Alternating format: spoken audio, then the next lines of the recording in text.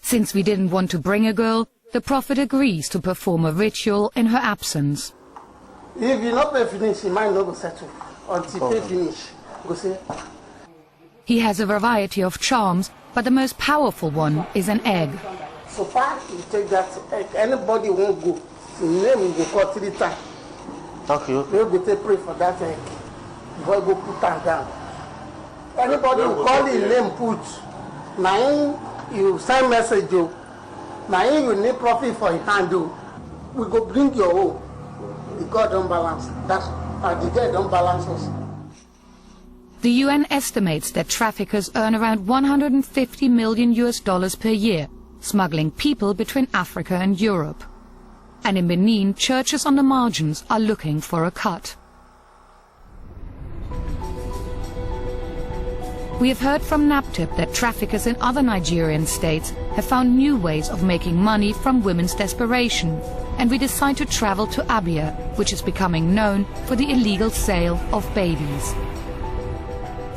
Here too, Nigerian law enforcement officers have had a recent success. This police footage shows pregnant young women rescued by officers in a raid on a so-called baby factory. Investigators say the girls were held by a criminal network under Dr. Hyacinth Orikara, with the goal of selling their babies to the highest bidder. The Abia State Police have agreed to take us to the building.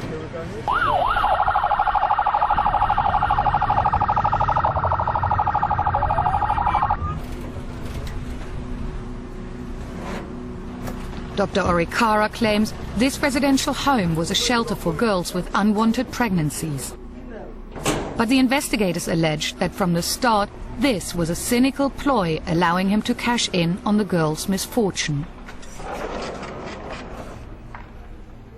And the bars mean they couldn't get out, they could not escape.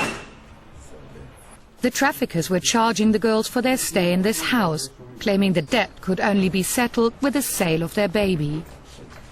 This is the labor room. This place is not conducive to say this is a labor room for a pregnant woman. So you found a total of 32 women? 32. And any babies? 2 babies. Maybe those ones have not yet been sold. When you give birth, now you will not even be allowed to see your child. It's only him that will come back to tell you that you gave birth to male child, and then you have 30,000. But where it is female, 25,000. With babies being sold for almost $6,000 US, this means a 300% profit for the traffickers. Don't be surprised if you open here, it might be a child. It might be a child. Well, in the bag? Been born and threw away. Anyhow. When eventually in the course of the deliverance, childbirth, and one died, they have no value for human being. The prosecution of the traffickers has been handed over to NAPTIP's regional office in Enugu. Director Ijeoma Okoronkwo says her office is currently investigating nearly 40 different cases, the majority trafficking of babies. She takes us to meet some of the young women who have fallen victim to traffickers. Happiness, how are you? Many of the girls were led to sell their babies by family members. For some people who have gone through this, if care is not taken, they are destroyed for life. Mrs. Okoronkwo introduces us to a girl whose boyfriend is accused of selling both their babies. 28 December, I delivered a newborn baby. And this boy called my boyfriend to carry the baby.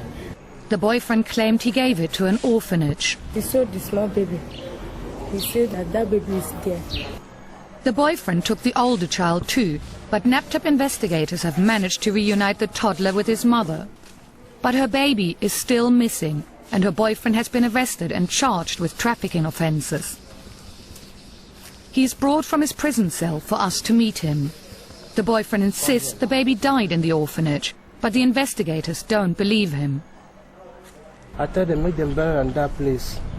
Was the baby sick before you took her there? No. You collected 250,000 naira? Yes. For yes, what? For that baby. According to the investigators, the orphanage was a front for traffickers. I meet the woman. He said that we need to buy Pekin here. No help where they help. The man light them for papers. We get one paper one blank. He said we will sign. Did you read the paper you signed? True. I didn't go to school. Okay. So you didn't know, you just signed. Yes. You were saying poverty doesn't come into it, but he himself was saying he can't read and write. He couldn't read what he was signing. Yes, poverty is a driving force in human trafficking. You can't rule it out. But there are some crimes we commit that should not be given that embellishment of poverty.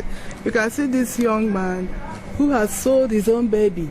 You heard him say his child was reported dead. I couldn't see any emotion.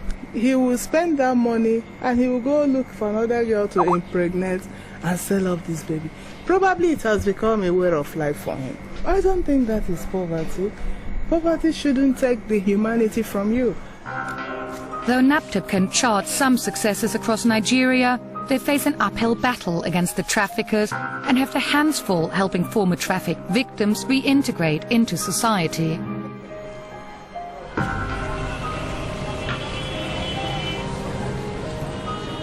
Back in Benin, Gloria Erobaga is one of the success stories. She has asked us to come to her church to meet her pastor. To our astonishment, Pastor Barnabas tells us that he used to work with his grandfather as a juju priest. In those days, I equally joined him when I was not born again to initiate people that is traveling abroad to put them into oath. I can't lie, I did it. That was years ago when I have not known the Lord. Today, Pastor Barnabas uses his past knowledge to deliver people who are possessed by evil. This is how he managed to overcome Gloria's fear of her trafficking oath.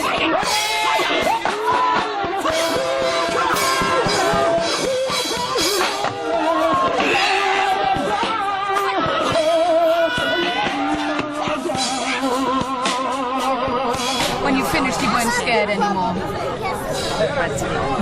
As at there, it was really rough. Today I'm happy. With huge profits for criminals, widespread poverty in Nigeria, and willing buyers in a globalizing world, the trade in people shows little sign of abating. But some girls have managed to break free, and it is their courage to speak out that's proving the most powerful tool in the fight against the traffickers.